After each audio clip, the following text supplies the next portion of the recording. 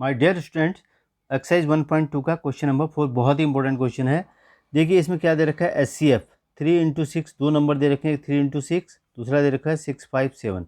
इन दोनों का HCF क्या बता रहा है, 9 है, दिया है, ये तो दिया है हमको गिवन।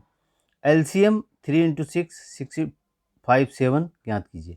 यानी इन दो नंबर्स का HCF तो हमको 9 दे रखा है और इनका LCM निकालना है। मैंने पहले ही आपको एक फॉर्मूला बताया था, दो संख्याओं का गुणनफल, दो संख्याओं का गुणनफल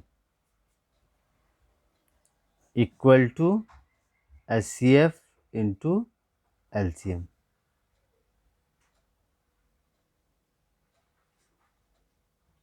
HCF इंटू LCM, दो संख्याओं का गुणनफल मतलब 306 इंटू 657, दो नंबर्स तो ये हो गए हमारे पास।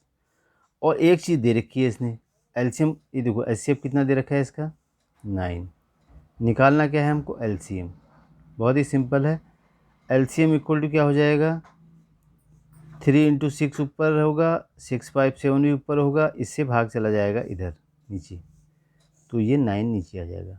3 3 जा 9, 3 1 जा 3, 0, 3 2 जा 6, 3 3 जा 9, 3 4 जा 12। तो LCM हो जाएगा इसका 34 × 6, 5, 7।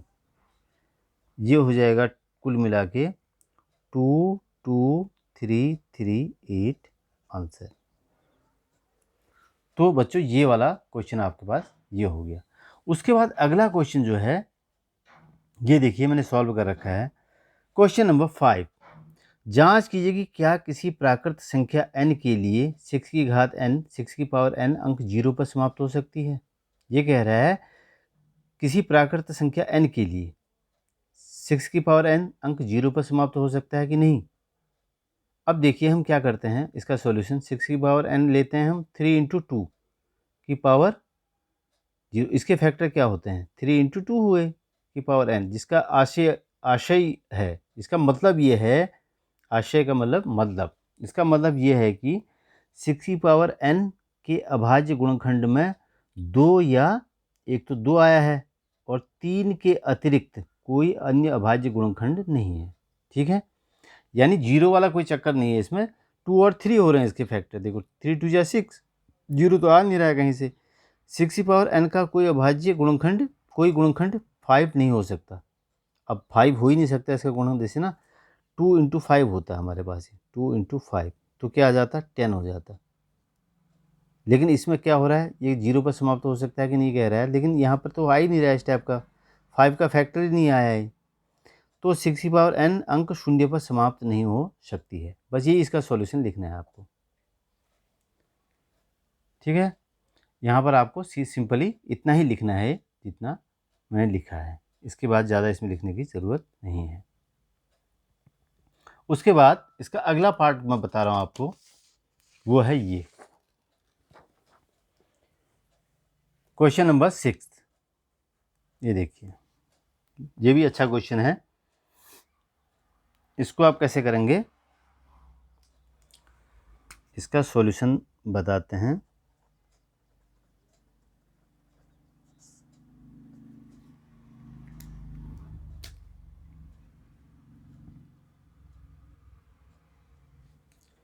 व्याख्या कीजिए कि 7 × 11 × 13 + 13 और 7 × 6 × 5 × 4 × 3 × 2 × 1 + 5 भाज्य संख्याएं क्यों हैं। ये कह रहा है कि भाज्य संख्याएं क्यों हैं। पहले हम लेते हैं 7 × 11 × 13 + 13, ये भाज्य संख्याएं क्यों हैं। इन सबको मल्टीप्लाई कीजिए, देखो ये तो सब मल्टीप्लाई में है, तो इनको मल्टीप्लाई करके क्या आएगा, इन तीनों को मल्टीप्लाई करेंगे तो 1 0 0 1 प्लस बचा क्या, यहाँ 13 बचा है, तो इन सबको यदि हम करेंगे 1 0 1 4, ये आ गया। अब 1 0 1 4 को हम फैक्टर कर लेते हैं। मैंने सिंपली क्या किया, ये जो मल्टीप्लाई में है मल्टीप्लाई कर दिया, जो ऐड है उसको ऐड कर दिया। अब इसके फैक्टर कर रहा हूँ मैं, देखिए 2 5 जा 10, 2 7 जा 15, 3 1 6 9, 13, फिर 13 से कर दो ये देखो, अब ये भाज्य संख्याएं क्यों हैं, यहाँ हम लिखेंगे नोट में,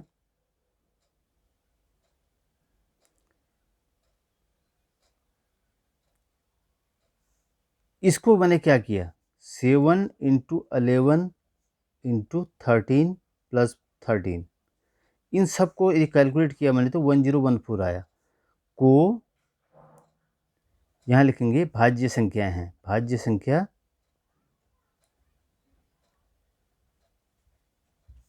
है, क्योंकि इसके अभाज्य गुणनखंड हो सकते हैं, अभाज्य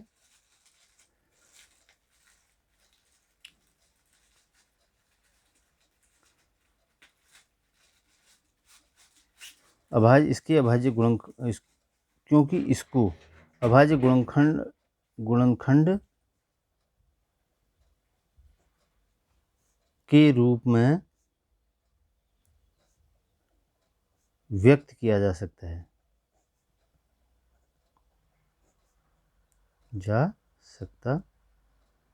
है।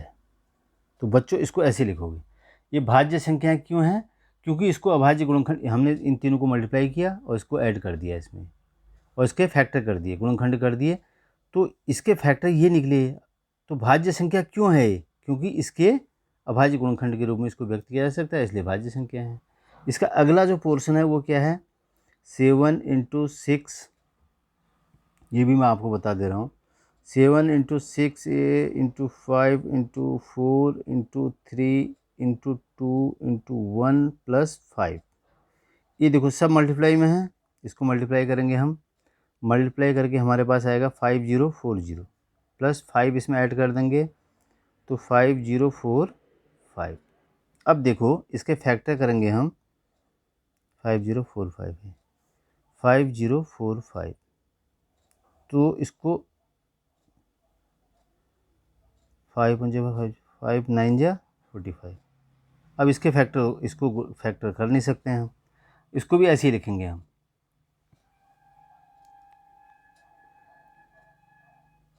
वैसे ही लिख लीजिए इसको भी, इसके 5045, या इसको लिख लो या इसको लिख लो, इसको कैलकुलेट करके तो यही आया है, इस पूरे को भाज्य संख्या है, भाज्य संख्या है, क्योंकि इसके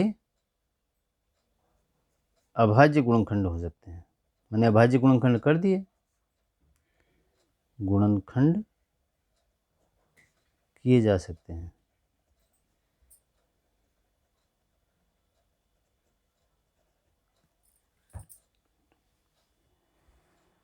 अब बच्चों इसका लास्ट क्वेश्चन है, देखिए मैं इसको आपको करके यहाँ पर क्योंकि जगह कम है मैं पढ़ के सीधे बता रहा हूँ। क्वेश्चन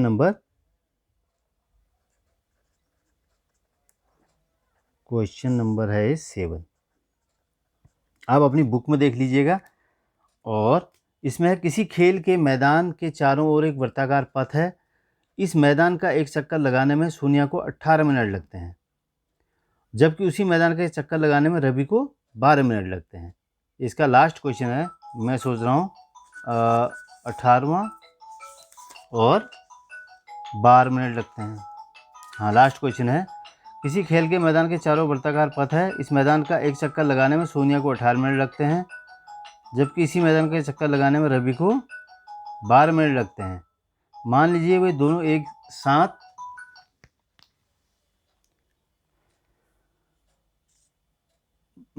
चक्कर लगाने में रवि को 12 मिनट लगते हैं। मान लीजिए दोनों एक ही स्थान तथा एक ही समय पर चलना प्रारंभ करते हैं। देखो एक ही दिशा में भी चल रहे हैं, एक ही स्थान से एक ही समय में एक ही दिशा में चल रहे हैं। कितने समय बाद पुनः प्रारंभ स्थान पर मिलेंगे दोनों।